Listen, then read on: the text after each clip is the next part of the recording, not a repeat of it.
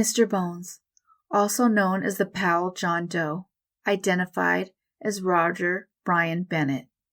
Roger Bennett was 27 and he grew up in Oklahoma. He was a smart guy who enjoyed studying journalism and was a National Merit Scholars semifinalist. Once he graduated from high school, he enlisted in the Air Force and worked to refuel planes mid-air.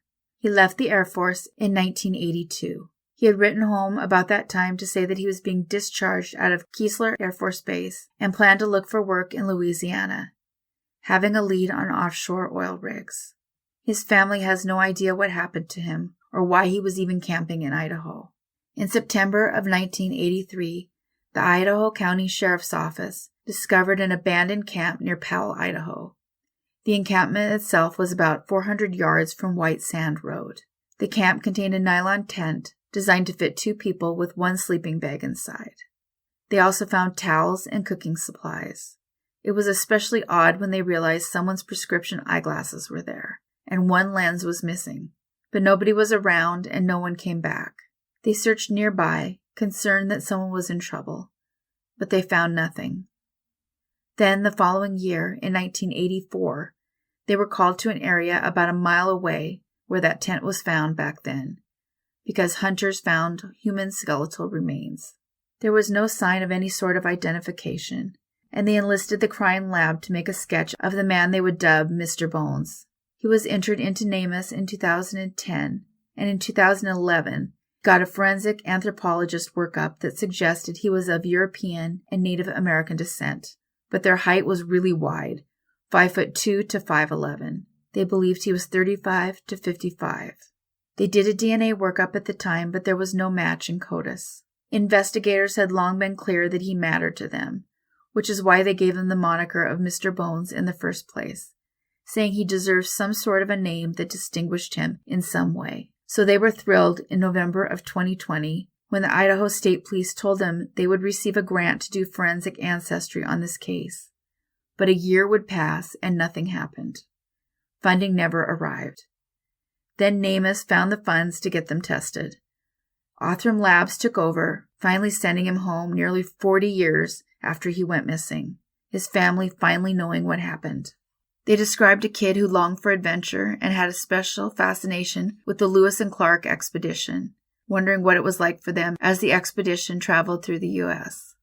It was perhaps this desire for more knowledge that led to him going his own way and camping out. Roger Brian Bennett went unidentified for 37 years.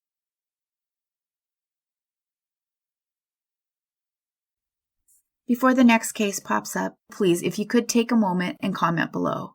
And as always, thank you guys so much for liking. It makes a huge difference. One of mine had the comments turned off by YouTube, and it had almost no views. So please, if you could take a moment and comment below. And on to the next case.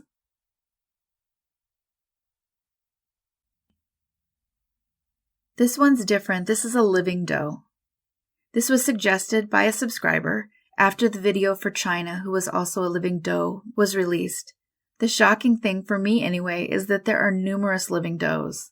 What's sad too is that these people can't even get Medicaid or funding for their needs without a name or a social security number.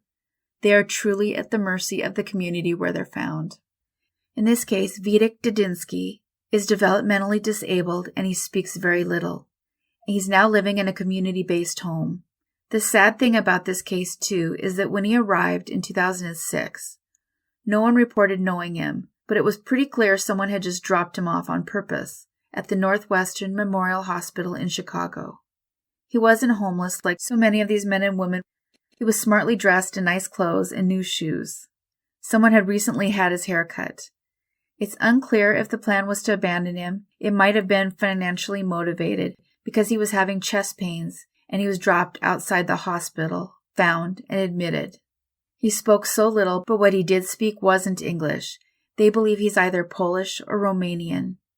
Translators tried, but were unable to get very little information. He believes he's from New York City, and they even took him there to see if he recognized anything. They estimate he's 55 to 69. This means he would have been born 1953 to 1967. He obviously was transported to the United States at some point, and was cared for in the U.S. by somebody. The Office of the State Guardian asks that if you recognize him, please call 866-274-8023. Witek has gone unidentified for 16 years.